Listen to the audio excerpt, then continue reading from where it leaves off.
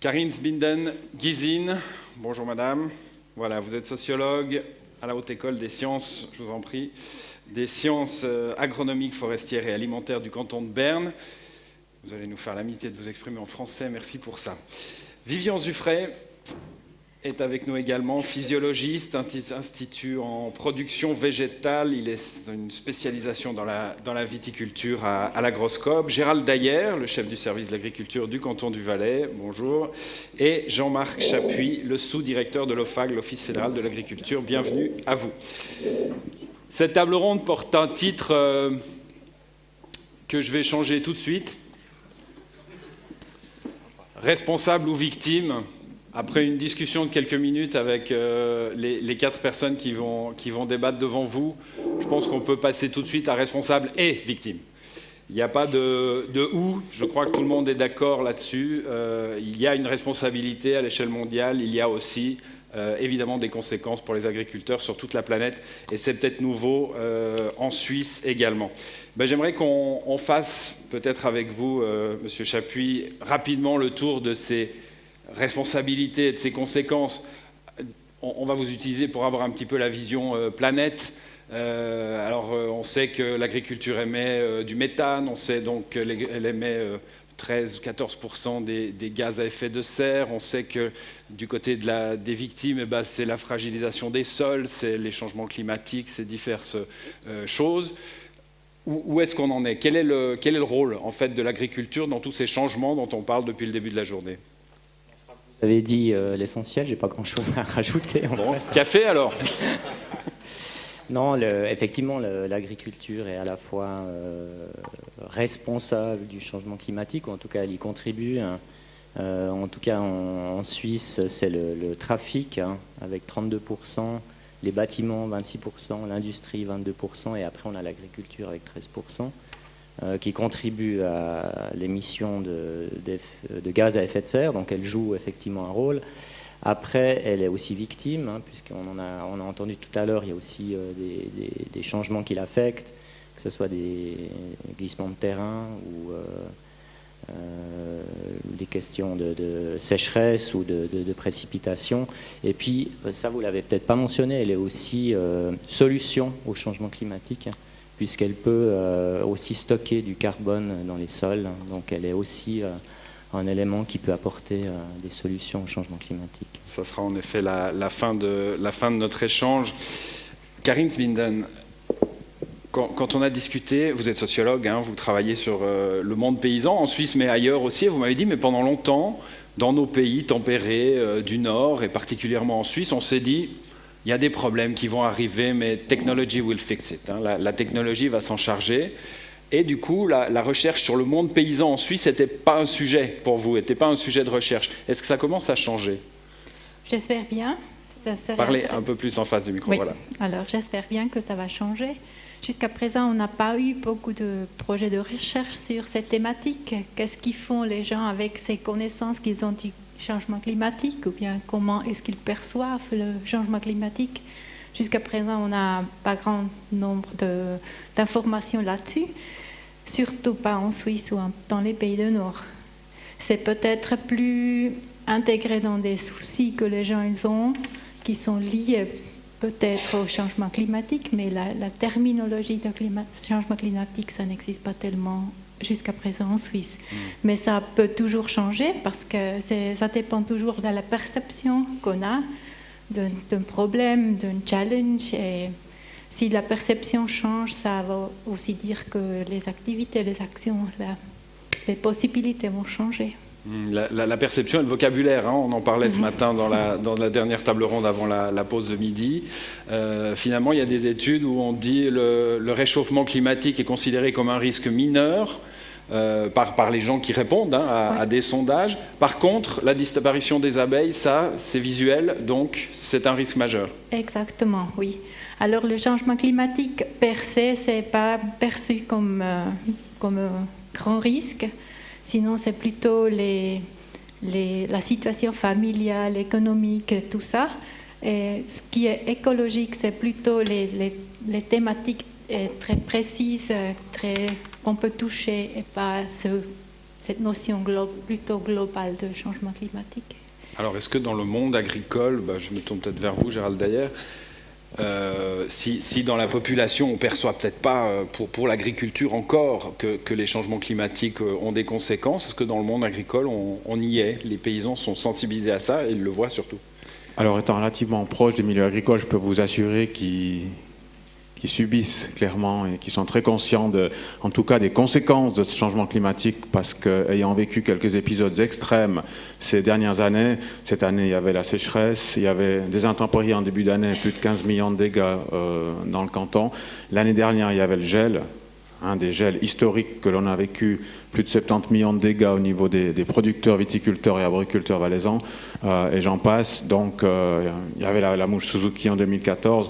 De plus en plus fréquemment, les agriculteurs sont soumis à ces aléas climatiques et à leurs conséquences. Donc ils en sont très très clairement conscients, c'est clair. Je vous pose la question parce qu'on peut avoir l'impression qu'on a encore en Suisse et dans nos climats des problèmes de riches, entre guillemets, si on compare ça à la désertification de certains pays ou à des inondations de large envergure.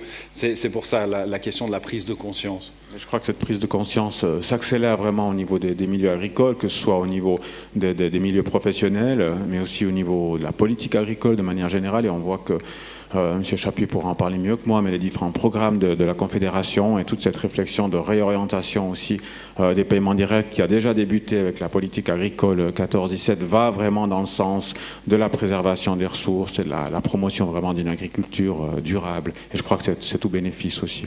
Voilà, avant de s'interroger sur ce que fait la Suisse, ce que fait le Valais respectivement sur ces questions-là, on finit le tour de table avec vous, Vivian Zuffray. Vous avez les mains dans la terre, vous travaillez à l'amélioration de la vigne et vous me disiez, la vigne ça pourrait être, parce qu'on sait qu'il y a des risques mais il y a des opportunités, ça pourrait être un gagnant du réchauffement climatique. Voilà, oui, bonjour. Effectivement, mais comme l'a bien soulevé Gérald Dayer, il n'y a pas si longtemps, une année en arrière, 2017, on avait ces dégâts de gel. Et c'est vrai que là, il y a eu des pertes économiques incroyables. Pour certaines entreprises viticoles, c'était même un drame. Et les viticulteurs sont très sensibles à l'évolution climatique, c'est sûr. Tous les jours, on essaye de les secourir. Enfin, secourir, c'est un grand mot, mais en tout cas de les aider dans des choix.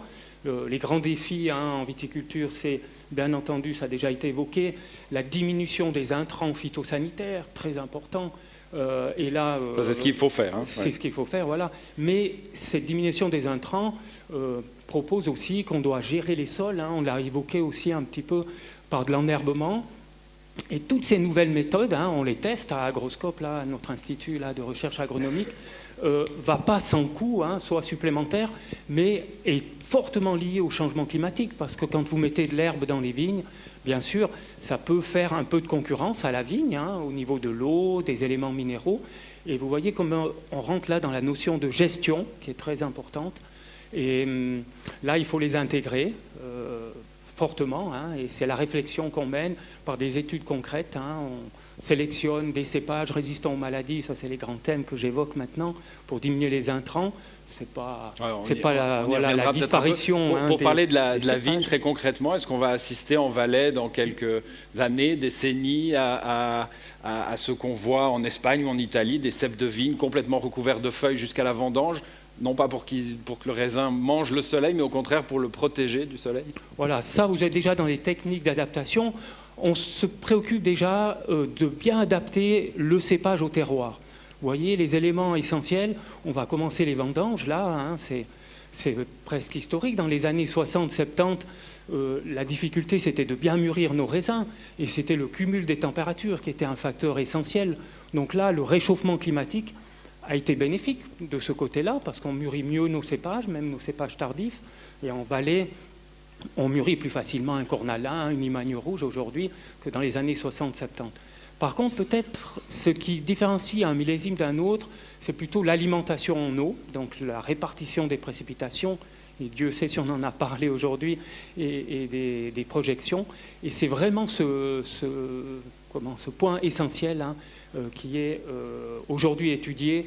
Quel est le système d'irrigation? Après, les techniques, bien sûr, vous parlez de laisser plus de feuilles pour maintenir les raisins à l'ombre, ou en tout cas pas au rayonnement direct. Bien sûr, on l'étudie, mais ce n'est pas encore la technique, le moment, et qui va changer fondamentalement. Hein. C'est plutôt l'encépagement et les techniques d'irrigation, voilà, encore à améliorer. Voilà, c'était une curiosité contemplative du paysage qui risque de changer du coup.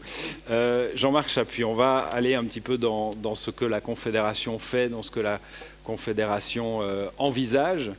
Alors, il y a des rapports qui sortent, ils sont en général signés par vos collègues de l'Office de l'environnement, et à l'intérieur de ces rapports, l'agriculture est évidemment un chapitre. Est-ce que aujourd'hui, vous diriez qu'à l'échelle de l'administration fédérale et évidemment des autorités qu'elles servent, le réchauffement est devenu un sujet majeur? Et si oui, depuis quand, en gros? Bon, ça fait longtemps que le réchauffement climatique est pris en compte, et il y a une stratégie climat pour l'agriculture qui a été produite en collaboration justement avec les stations de recherche, avec pas mal d'organisations professionnelles aussi, et cette stratégie, elle date de 2011. Donc ça fait déjà un certain nombre d'années que les choses sont discutées, qu'il y a des mesures qui sont proposées. Donc au niveau stratégique, oui, ça existe. Après, il y a effectivement plusieurs moyens d'intervenir, parce qu'on a quand même des moyens financiers qui sont très importants. À l'agriculture, c'est un budget de 3,5 milliards de francs par année, donc, dont 2,8 milliards de paiements directs. Alors on a quand même un levier d'action qui est très important. Et puis M. Dufray travaille pour Agroscope, hein, et c'est la station de recherche de la Confédération. Donc là, ça commence déjà à ce niveau-là. Et puis après, il y a différents instruments. Il y a les paiements directs avec des programmes où on peut soutenir l'introduction de nouvelles techniques qui sont favorables du point de vue de la diminution de l'utilisation de pesticides, d'engrais, de ressources en général. Et ça, on le fait. Et pour la prochaine politique agricole, c'est l'idée de renforcer encore cet aspect-là. Renforcer vers plus de contraintes, ou toujours dans de l'accompagnement et des possibilités données au monde agricole? Il y a les deux aspects. C'est-à-dire qu'aujourd'hui, pour toucher des paiements directs, il faut remplir ce qu'on appelle les prestations écologiques requises. Donc c'est une espèce de minimum à respecter si on veut toucher les paiements directs. Donc là, on peut agir, mais surtout, on cherche à agir par des programmes. Et souvent, ces programmes sont développés avec les agriculteurs, parce qu'il y a beaucoup d'agriculteurs qui sont extrêmement sensibles à ces développements-là et qui veulent aussi aller de l'avant. Et on travaille avec ces gens-là, et on n'introduit pas des programmes qui n'ont pas de base dans la pratique agricole. C'est clair que ça ne concerne pas tous les agriculteurs, il y en a qui sont plutôt des suiveurs, mais si on développe des programmes, on le fait avec les organisations professionnelles, par exemple la production intégrée suisse qui est très active à ce niveau-là. Gérald Dayer, à l'échelle valaisanne, il y a aussi une politique cantonale de l'agriculture, reprise, comme dans tous les autres cantons, des stratégies de la Confédération? Alors tout à fait, nous avons un rôle d'accompagnement et de mise en œuvre de la politique agricole fédérale. La politique agricole se fait avant tout à Berne, hein, il faut le savoir, mais les cantons ont un rôle majeur d'accompagnement, de formation, d'information et de cofinancement aussi. Et je crois que dans le cadre de la nouvelle politique agricole depuis 2014, avec cette réorientation forte vers l'environnement, le paysage et le maintien de la biodiversité, le canton du Valais est le canton qui s'est le plus impliqué et qui a le plus bénéficié de ces nouveaux programmes. Et je crois que ça, c'est vraiment quelque chose de positif. Après, au niveau du canton, il y a un certain nombre de programmes cantonaux aussi, notamment en termes de politique structurelle. Je pense là, par exemple, à tout ce qui est gestion de l'irrigation, où là, nous avons énormément investi depuis 10 ans, quasiment 3 millions par an, pour développer des réseaux d'irrigation, développer des systèmes de goutte à goutte, par exemple, qui permettent d'irriguer maintenant nos cultures, que ce soit les cultures spéciales, vitis, herbeaux, ou bien aussi au niveau de la production fourragère, ce qui nous a permis de mieux supporter que d'autres régions aussi ces épisodes de sécheresse. Mais on voit là que c'est vraiment une politique à moyen et long terme qu'il s'agit de mettre en place. Et au niveau d'un canton, en quelque part, on essaie de pallier aux conséquences mais on peut être relativement peu actif peut-être au niveau global, et je crois que c'est vraiment au niveau global que des mesures doivent être prises. Peut-être on y reviendra tout à l'heure dans la discussion. Pour autant, en prévention, vous avez la part de recherche aussi à Châteauneuf, et ça, le canton a voulu la maintenir, hein, c'est tout frais. Alors effectivement, nous nous sommes aussi engagés l'année dernière pour permettre le maintien et le développement de la recherche agronomique en Valais, sur le site de Comté, mais aussi sur différents sites, en collaboration avec la Confédération, qui avait une certaine velléité aussi de concentrer, de quitter le Valais en termes de recherche agronomique. Donc c'est clair que pour nous, en tant que premier canton arboricole, premier canton viticole, il y a un intérêt majeur par rapport aux défis climatiques, phytosanitaires, de maintenir une recherche agronomique forte. Et je crois que c'était vraiment une collaboration gagnant-gagnant qui, je l'espère, pourra continuer à l'avenir. On va venir aux aspects concrets de risque pour l'agriculture, de ces changements climatiques. Avant ça, encore une question pour vous, Jean-Marc Chapuis. On a assisté, ça a été relevé plusieurs fois aujourd'hui, à la démission médiatique du ministre de l'Environnement en France, Nicolas Hulot, un grand moment de radio d'ailleurs, et il a souvent, dans ce moment de radio, évoqué les arbitrages, hein, ce moment particulier de la politique où les intérêts des uns et les intérêts des autres sont en confrontation et il faut arbitrer. Visiblement, ces arbitrages les plus compliqués, comme ministre de l'écologie, étaient avec son collègue de l'agriculture. Alors je voulais demander, entre l'OFEN et l'OFAG, est-ce que vous entendez bien déjà? Est-ce que les arbitrages sont difficiles? Et est-ce que le monde de l'agriculture dit parfois au monde de l'environnement, attention, certes les projets sont vertueux, mais voici des réalités économiques? Bon, je crois qu'il y a, au sein de la Confédération, il y a une bonne collaboration entre l'Office fédéral de l'agriculture et l'Office fédéral de l'environnement. Maintenant, c'est clair que nous, on voit les choses aussi dans leur globalité agricole. Et voilà, la durabilité, c'est l'environnement, c'est le social, c'est l'économique, hein. Donc, il faut aussi rappeler des fois quelles sont les réalités économique du monde agricole. On va peut-être après parler de la production animale. Voilà, on ne va pas interdire les combats de rennes en Valais parce que je crois qu'ils ne sont pas méchants pour la production animale. La production animale joue un rôle sur le réchauffement climatique. Donc c'est ça qu'on essaye de mettre en avant, c'est de montrer que les systèmes agricoles, ils sont quand même complexes et qu'il n'y a pas une réponse toute faite. Ça serait bien s'il y en avait une, mais ce n'est pas des réponses toutes faites. Donc nous, on doit pousser et on doit soutenir dans une certaine direction, mais en tenant compte des différents aspects. Et la production animale, elle a tout à fait sa place en Suisse. Elle est très bien adaptée aussi, particulièrement aux vallées alpines. Et ça, c'est quelque chose qu'on cherche, certes, à intégrer dans les discussions, mais qu'on défend aussi, quoi. Sinon, il n'y a personne qui le fait quelque part. Oui, donc, on va être concret. Aussi si tout à coup le Parlement doit légiférer sur les pesticides et que d'un côté on a un office fédéral qui dit bah oui, il faut supprimer les pesticides, voilà les études. Est-ce que vous direz mais non, c'est pas possible? On a eu beaucoup de notions d'urgence dans les débats de ce matin. Alors, je me fais pas trop de soucis pour le Parlement parce qu'il est plutôt conservateur. Oui, donc, justement, vous dites je ne me fais pas trop de soucis. Ça veut dire que la fin des pesticides vous fait plutôt peur. On a plutôt de la peine à aller de l'avant, si c'est ça. Donc c'est plutôt le contraire de donc ce que vous êtes plutôt du côté supposez. des écolos pour aller plus vite. Enfin, et c'est pas être du côté des écolos, c'est être du côté des agriculteurs qui veulent aller de l'avant. C'est ça surtout. Qu'est-ce qu'ils veulent, les agriculteurs qui veulent aller de l'avant? Les agriculteurs qui veulent aller de l'avant, ils veulent convaincre les consommateurs qu'ils font des choses qui améliorent l'environnement, ils veulent continuer de produire, ils veulent montrer qu'ils ont des produits de qualité et qu'ils font quelque chose aussi pour améliorer la situation au niveau de l'environnement. Et il y a des gens très actifs et c'est avec ces gens-là qu'on essaie de travailler. On reparlera des consommateurs tout à l'heure. Gérald Deller, vous voulez intervenir? Justement, il ne faudra pas les oublier. Non, parce que le débat est centré sur l'agriculture, mais il y a toute la filière alimentaire qui est concernée. Évidemment, et les consommateurs au premier chef. Vous voulez intervenir sur ce qui vient d'être dit? Vous êtes un petit peu animer le débat. Ça marche. Ce que veulent les agriculteurs, c'est assez clair. C'est un prix digne pour leurs produits qui leur permet de vivre et de tenir compte du véritable coût, aussi du coût environnemental de leurs produits. Et je crois que c'est vraiment ça qui est important. Il faut que le marché puisse maintenant rémunérer le coût aussi d'un climat sain au niveau des produits agricoles. Ça me paraît extrêmement important. On a parlé aussi avant du sol. Je crois que la thématique sol, pour moi, c'est absolument fondamental. On sait qu'au niveau... Sur la planète, il y a trois réservoirs de carbone. C'est les océans, on ne maîtrise pas. C'est les forêts, on connaît la déforestation. Donc il reste les sols. C'est une thématique qui est très très peu connue.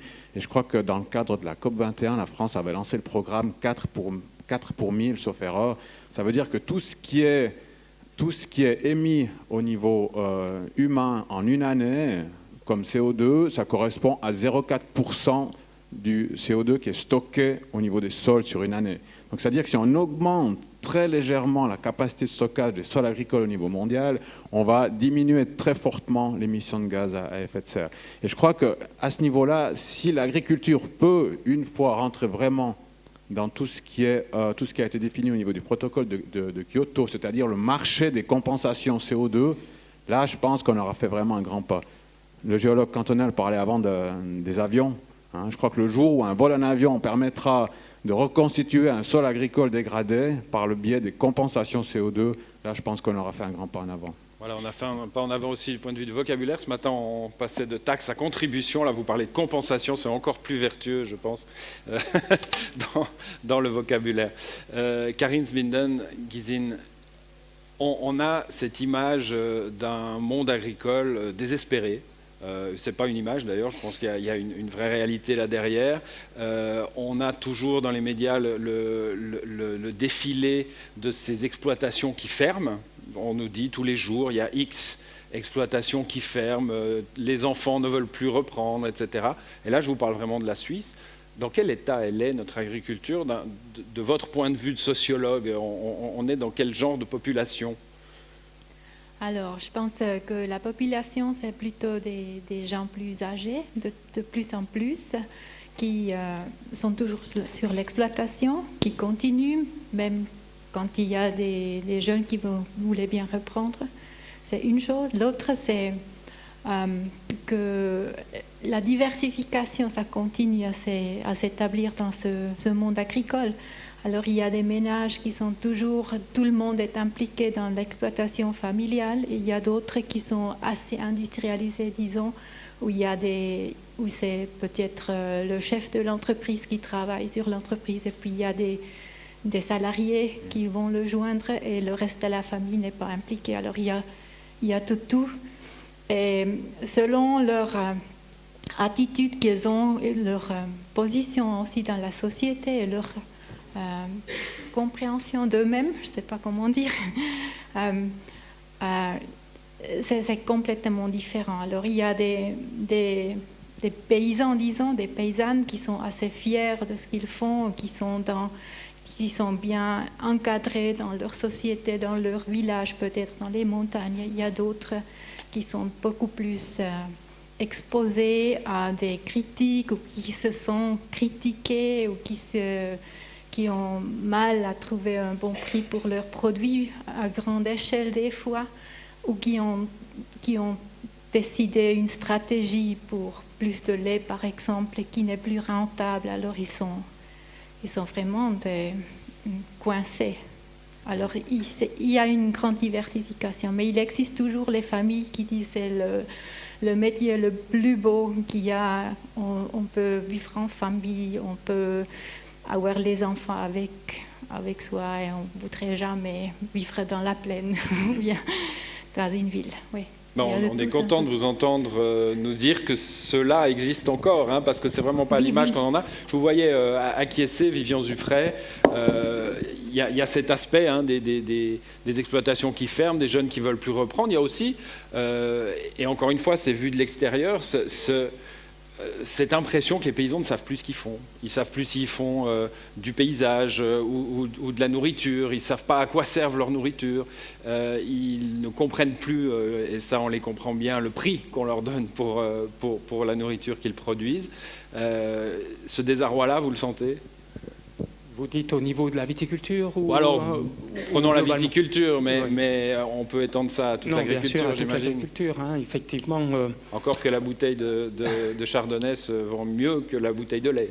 Voilà, peut-être que la viticulture est encore un peu privilégiée par rapport à certaines situations agricoles, quoique il y a des situations aussi difficiles hein, où les viticulteurs, c'est vrai, se sentent des fois un petit peu désarmés hein, parce qu'ils font le titre de beaucoup d'interventions, souvent des pollueurs, vous voyez, avec l'hélicoptère hein, aussi, hein, ces traitements qu'on essaye de diminuer au maximum. Tout le monde veut faire des efforts, mais c'est vrai qu'il faut donner les moyens, et comme l'a relevé très justement Gérald, c'est vrai qu'il faut intégrer dans le prix hein, de cette bouteille aussi, si on parle vin, cette contribution à l'environnement. Parce que ce ne sont pas que des pollueurs. On a rappelé hein, que cette agriculture stockait aussi du carbone, et la viticulture aussi, hein, elle stocke du carbone. On utilise beaucoup d'eau pour produire 1 litre de vin. On doit utiliser 600, 700 litres d'eau. Hein. Pour 1 litre? Oui, pour 1 litre de vin, hein, dans tout le processus, hein, depuis le raisin jusqu'à la cave. Ces chiffres sont connus. Hein. Par contre, on ne sait pas combien, enfin on me l'avait demandé plusieurs fois, combien 1 hectare de vigne contribue au stockage de CO2. Et la vigne est assez performante hein, par rapport à des prairies qui souffrent du sec, non pas parce que la vigne résiste mieux à la sécheresse, elle a un grand enracinement, et le carbone fixé par 1 hectare de vigne est très supérieur à des forêts qui souffrent du sec, etc. Donc voilà, c'est un exemple. Mais c'est vrai, qu'en viticulture, je ne dirais pas qu'il y a un désarroi. Les viticulteurs sont très proches des consommateurs, hein, parce qu'ils sont à la fois, ils font plusieurs métiers aussi, hein, ils doivent vendre là quand vous avez des bouteilles, et ils essayent d'expliquer leur métier. C'est peut-être là aussi, c'est vrai qu'il y a une part importante des agriculteurs et des viticulteurs à bien expliquer, à mieux expliquer encore ce qu'ils font, les efforts. Peut-être qu'on n'a pas su assez bien expliquer tous les progrès qu'il y a eu dans la production intégrée avant d'arriver dans la production biologique, hein, qui est fantastique aussi, mais de montrer toute l'évolution technique, scientifique, mais aussi pratique, pour diminuer cet impact déjà sur les intrants, et puis tous ces progrès qui ont été faits aussi dans une production plus respectueuse et du viticulteur et des consommateurs, parce que je connais aucun viticulteur et aucun agriculteur qui aime traiter, pour revenir à la viticulture, ces vignes. Si on peut trouver un moyen d'éviter ça, mais c'est les premiers, parce que ce sont les premiers qui sont exposés. Hein. Alors ça, Gérald, d'ailleurs, je pense que voilà. N'importe qui dans cette salle qui a discuté avec un agriculteur est absolument persuadé que ce que nous dit M. Zuffray est réel. Ils n'aiment pas traiter, ils n'ont pas envie. Mais en même temps, quand on leur dit on pourrait peut-être passer à une autre façon, le fantôme de l'impossibilité apparaît immédiatement. Qu'est-ce qu'il faut pour franchir ce pas? Il faut beaucoup de connaissances, d'une part. Il faut de l'expérience parce que ce n'est pas simple. Une viticulture bio ou biodynamique, notamment en viticulture, ne se décrète pas. Ça prend des années, ça prend beaucoup de connaissances, ça nécessite beaucoup de connaissances. C'est très complexe aussi avec les variations annuelles de conditions climatiques. Donc ça nécessite aussi un accompagnement, ça nécessite des soutiens, ça nécessite des conseils, et c'est ce qu'on essaye de faire. Donc on ne décrète pas une agriculture plus respectueuse de l'environnement ou une agriculture idéale du jour au lendemain sur le terrain. Loi, on est bien d'accord. En faisant une nouvelle loi, ce sont aussi des agriculteurs, des producteurs qui doivent assurer un revenu en fin d'année. Qui doivent vivre aussi de leur travail. Et pour revenir au prix, je crois que c'est une question de base aussi pour moi. Je crois que dans l'humanité, l'homme n'a jamais payé aussi peu cher qu'aujourd'hui pour se nourrir. Je crois qu'on est à 7-8% du coût total du panier de la ménagère. C'est rien. Jamais on a payé aussi peu. Ça veut dire qu'il n'y a plus de lien entre le coût, le prix réel d'un produit et puis sa valeur réelle. Parce qu'on n'intègre pas non plus tout ce qui est environnemental et tout ce qui est social dans le prix. Et je crois qu'il y a des initiatives qui vont bientôt être soumises à votation. Ces prochaines semaines sera aussi l'occasion pour la population suisse, même si le Conseil fédéral n'est pas très acquise à leur contenu, de se prononcer aussi sur un modèle d'agriculture que l'on veut pour l'avenir. Je vois votre œil un peu malicieux, vous y êtes plutôt favorable. C'est votre interprétation, mais je ne la contesterai pas. Grande lecture oculaire. Bon, mais on peut se poser la question, peut-être. Oui, Madame Guézine, vous voulez réagir à ça? Est-ce que, non, à la question antérieure que vous avez posée, si les enfants savent assez, ou bien la population non agriculteur, assez sur l'agriculture en Suisse. Nous avons fait une étude avec nos étudiants, ils ont choisi le thème de qu'est-ce qui est l'image de l'agriculture dans la population suisse. Alors c'était les étudiants de 3e année du bachelor, juste avant de finir les études. Et j'ai senti qu'ils ont vraiment pensé que oui, les gens, ils ne savent pas beaucoup.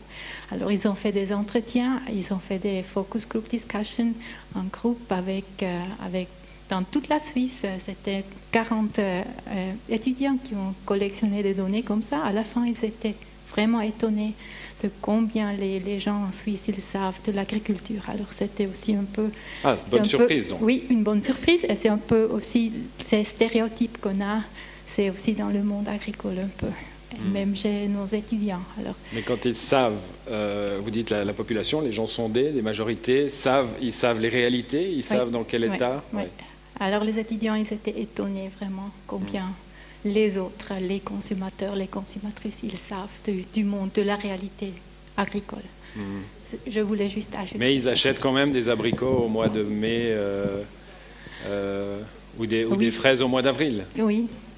Oui, certains, mais je pense qu'il y a beaucoup qui ne le font pas. Mais c'est aussi une question de propre attitude qu'on a. Bon, cette transition nous permet de passer à la consommation, justement, à nous, consommateurs, à nos responsabilités et à celles aussi des distributeurs, de ces gens qui sont là pour vendre une partie des récoltes. Vivian Zuffray, est-ce qu'il y a une prise de conscience? Vous êtes dans la viticulture, une bouteille, ça ressemble toujours à une bouteille. Extrayez-vous un petit peu et voyez le fruit. C'est vrai qu'on est tous concernés. On n'a pas envie d'avoir un fruit qui n'a pas une belle façon, qui est un peu tapé, qui sera très bon mais pas joli à regarder. Ça, c'est en train de changer ou pas du tout? Oui, en tout cas en arboriculture, si on pense à des pommes, je pense surtout à ça, le raisin beaucoup moins puisqu'il est transformé derrière. Effectivement, on a des exigences en tant que consommateur qui sont très élevées. On veut un beau fruit bien coloré, sans tache d'un problème fongique, d'un champignon, etc. Dessus, c'est vrai qu'on est devenu une société exigeante. Et on oublie que la nature ne fait que se défendre contre des agressions. Les champignons, les bactéries ont autant de droit de vivre que nous. Mais pour survivre, on est obligé de trouver des solutions si on veut nourrir. Et quelquefois, effectivement, un fruit qui est peut-être taché est tout aussi comestible et contient au niveau nutritionnel des choses exceptionnelles. Alors qu'on utilise simplement pour l'esthétique ou pour une vente, on doit agir contre ces agressions extérieures. Donc je pense qu'il y a une prise de conscience, et c'est vrai qu'on l'a dit, une responsabilité individuelle qu'il faut éduquer, mais je pense que nos enfants sont de plus en plus sensibles à ça, heureusement. Nous aussi, on l'a été, mais... On fonde beaucoup d'espoir sur les générations à venir aujourd'hui. Gérald, d'ailleurs, on a eu le problème tout récemment en Valais, l'apparition, depuis 2 ou 3 ans déjà, d'une cochenille, un petit animal, cochenille farineuse sur les pommes, les abricots, les poires, je crois, qui ne péjore pas le goût du fruit, mais qui laisse une petite trace blanchâtre qui fait que difficile à commercialiser et panique chez les producteurs. Qui fait que les fruits ne sont pas du tout commercialisables. Ouais. On a estimé plus ou moins 1,5 million de pertes pour les producteurs cet été, causées par la cochenille sur les poires et les abricots.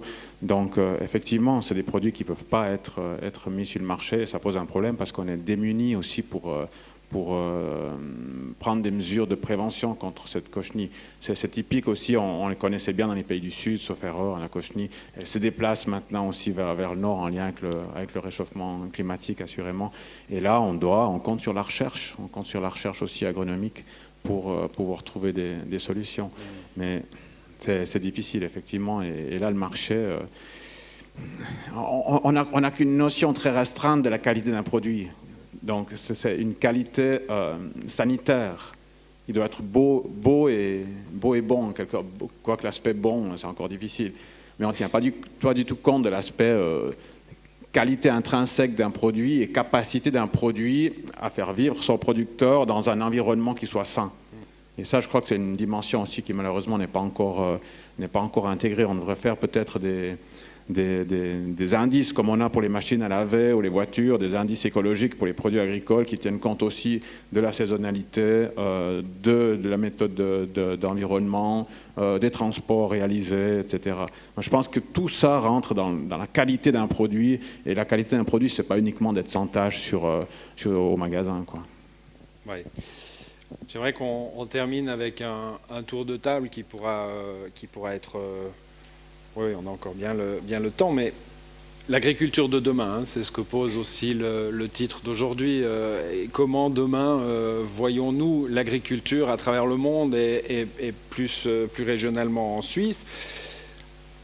Je ne sais pas si vous êtes dans cet aspect-là, Karin Zbinden, mais il y a à travers le monde une réelle inquiétude à cause des changements climatiques, de diminution de la production. On a déjà eu dans les années 2010 la Russie qui a tout à coup stoppé ses exportations parce qu'elle craignait de manquer de nourriture pour sa propre population. Tout cela est une réalité. Et demain, l'agriculture, on a toujours cette dichotomie entre, d'un côté, des gens qui nous disent qu'il faut une agriculture plus vertueuse, et de l'autre, ceux qui disent mais avec une agriculture plus vertueuse, vous ne nourrirez pas la planète.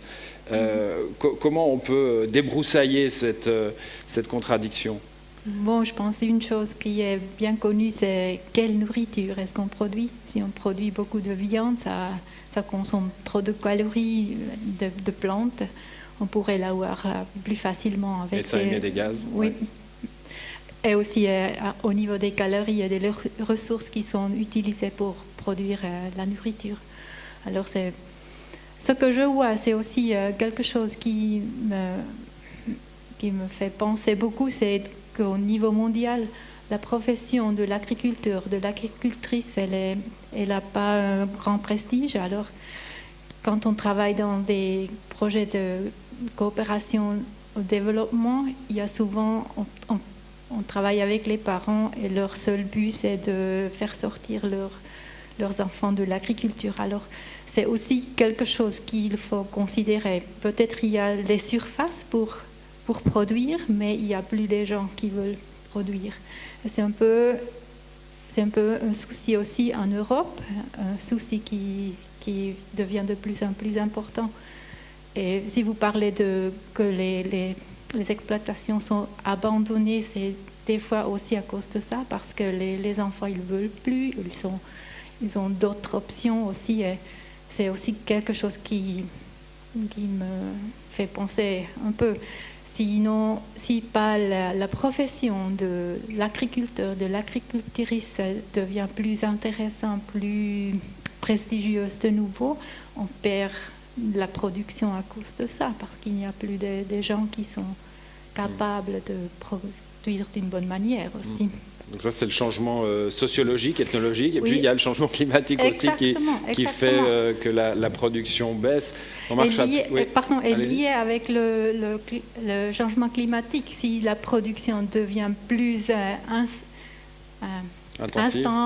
instable parce qu'il y a des changements climatiques, alors c'est pas vraiment quelque chose qui fait les gens avoir envie de continuer en agriculture. C'est un peu ma vision. Oui, ça s'appelle un cercle vicieux. Hein. Ouais. Jean-Marc Chapuis, cette crainte de la pénurie, elle fait partie des craintes du Conseil fédéral, des autorités. Je citais l'exemple de la Russie, où tout à coup les marchés s'affolent parce que la production baisserait. Bon, c'est un problème au niveau mondial. Enfin, on sait que la population augmente, donc il faut pouvoir suivre aussi au niveau de la production. En Suisse, c'est un petit peu différent, puisque on cherche surtout à préserver les terres cultivables. Ça, c'est le plus gros enjeu en Suisse. Et en réduisant la consommation à un minimum de calories, on arrive encore à nourrir la population suisse. Donc c'est encore possible aujourd'hui. Maintenant, je vais quand même réorienter un petit peu le débat sur la filière alimentaire. Et puis avant, on parlait de la Constitution. Le peuple suisse a accepté un article, c'était l'année passée, en 2017, sur la sécurité alimentaire.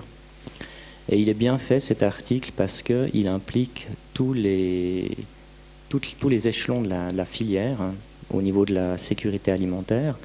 Il dit qu'il faut préserver les bases de la production, notamment les terres cultivables.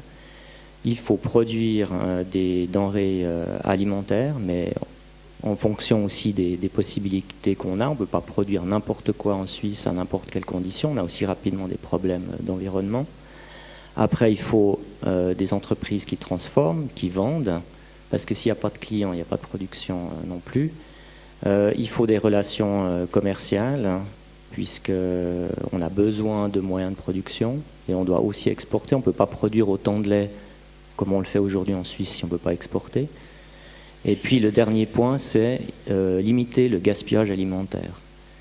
Et là, on a vraiment sur un article constitutionnel tous les échelons de la filière, et chacun est responsable à chaque échelon, et les consommateurs jouent un rôle extrêmement important, et c'est eux aussi qui vont finalement avoir une influence sur l'agriculture par la manière dont ils consomment et par leurs exigences. Et ça, c'est un élément très important. On ne peut pas sortir les consommateurs du débat sur l'agriculture et le réchauffement climatique. Alors, loin de moi l'idée de les sortir, je les ai fait entrer au contraire dans ce débat. Mais quand même, enfin, pour tous les aspects dont on a discuté aujourd'hui, on peut se dire, bon, il y a une responsabilité individuelle. Il y a aussi un exemple à donner. Qui doit le donner, cet exemple? Ce sont les États, ce sont les grandes entreprises, c'est qui? Chaque individu peut le faire. Hein. Là, j'ai les chiffres pour la consommation de viande en Suisse. Hein. Donc, on produit à peu près 100 000 tonnes de bœuf. Hein. Je ne vais pas vous donner tous les chiffres, mais juste pour le bœuf. On produit 100 000 tonnes de bœuf en Suisse et on en importe 23 000 tonnes.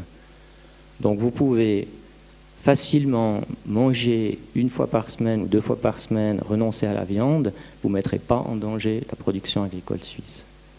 Et là, on peut faire quelque chose au niveau du climat, parce que l'agriculture, elle produit des gaz à effet de serre en Suisse, mais on importe aussi des fourrages pour nourrir les animaux.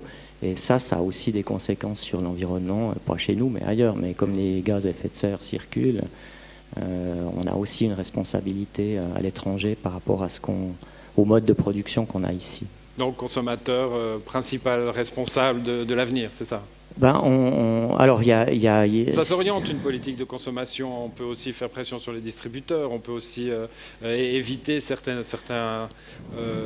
aberrations dont je parlais tout à l'heure, comme les fraises au mois de mars. Je veux dire, Bon, l'information joue un rôle très important. On ne peut pas non plus interdire aux gens d'acheter certains produits. Et par rapport au prix, on en a parlé avant, il y a quand même les produits circulent. Et il y avait une statistique aujourd'hui qui disait que les achats de viande à l'étranger avaient diminué l'année passée, et c'est corrélé absolument au taux de change suisse, franc suisse, euro. Donc, ouais. On peut pas, c'est clair, les prix jouent un rôle très important, mais on ne peut pas non plus faire n'importe quoi, parce que sinon les consommateurs bougent et vont acheter ailleurs, quoi. Et c'est difficile d'interdire et d'imposer des modes de consommation. Voilà. Avant d'ouvrir les questions à la salle, Gérald Dayer, j'aimerais votre idée, on posera la question aussi à Vivian Zuffray, l'agriculture demain.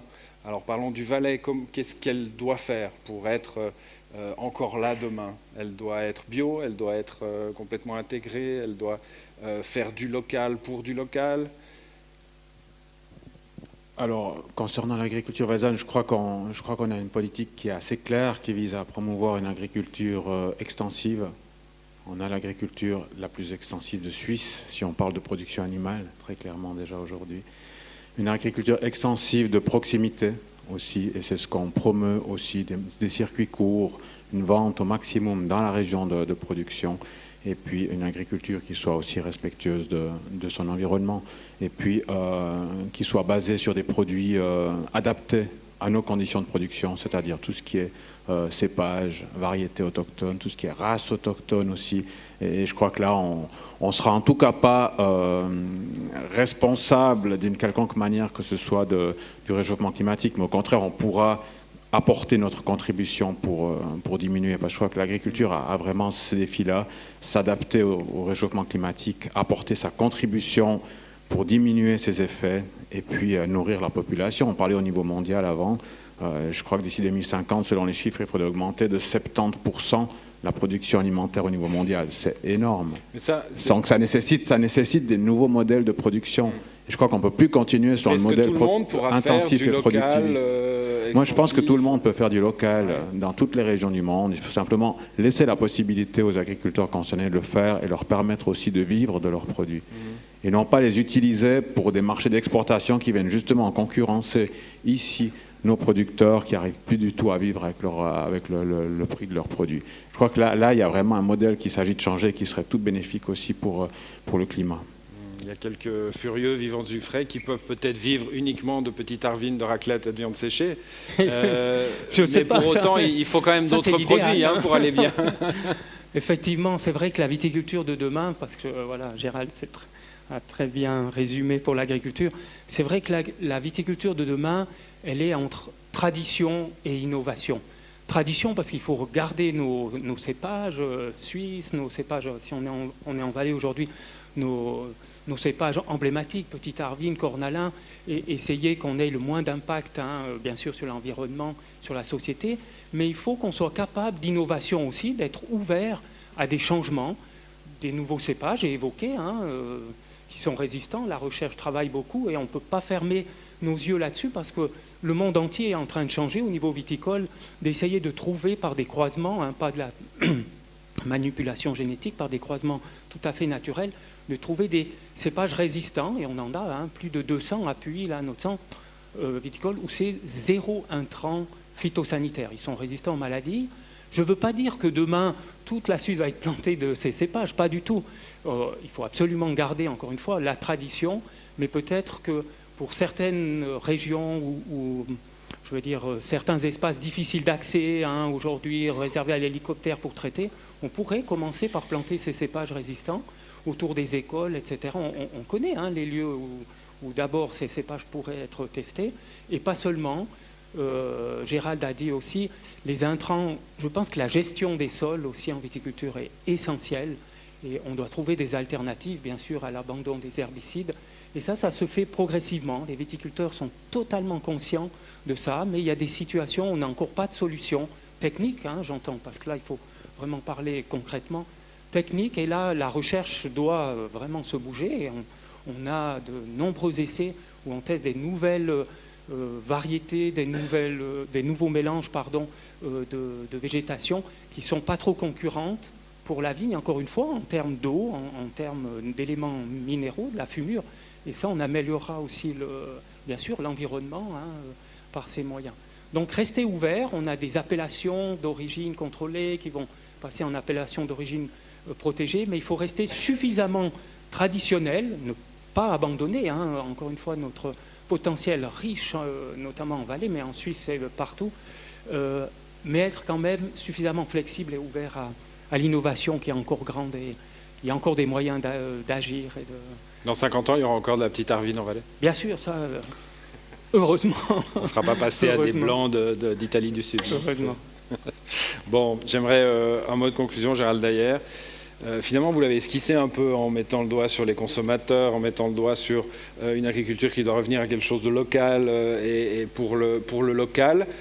L'ennemi, c'est bateau de le dire, c'est une mondialisation folle, libérale à outrance, qui a perdu tout sens commun. Je ne vous demande pas de faire de la politique, mais c'est quand même... Non, je fais jamais de politique, mais je pense qu'on a atteint les limites aussi d'un système. Et moi, je suis quand même très optimiste, puisqu'il y a une sensibilisation qui s'accroît au niveau aussi de l'alimentation. Si on regarde au niveau des différentes initiatives qui ont été lancées, on en a eu 8 qui concernent plus ou moins le contenu de nos assiettes en 2 ans. Jamais on a vu ça.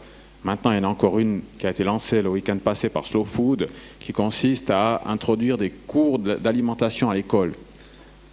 Et c'est peut-être le bon bout aussi, c'est peut-être aussi par là qu'il faut commencer au niveau de l'éducation. Mais je crois qu'il y a une prise de conscience par rapport à la qualité de nos assiettes, par rapport à la qualité environnementale de nos assiettes, par rapport au sens de ce qu'on mange, qui pour moi me rend extrêmement optimiste pour la suite. Donc oui, il y aura toujours des tendances mondialistes, quoique on voit qu'elles ont quelques soubresauts des fois, puis des fois un peu plus de peine à avancer, ce qui n'est pas plus mal.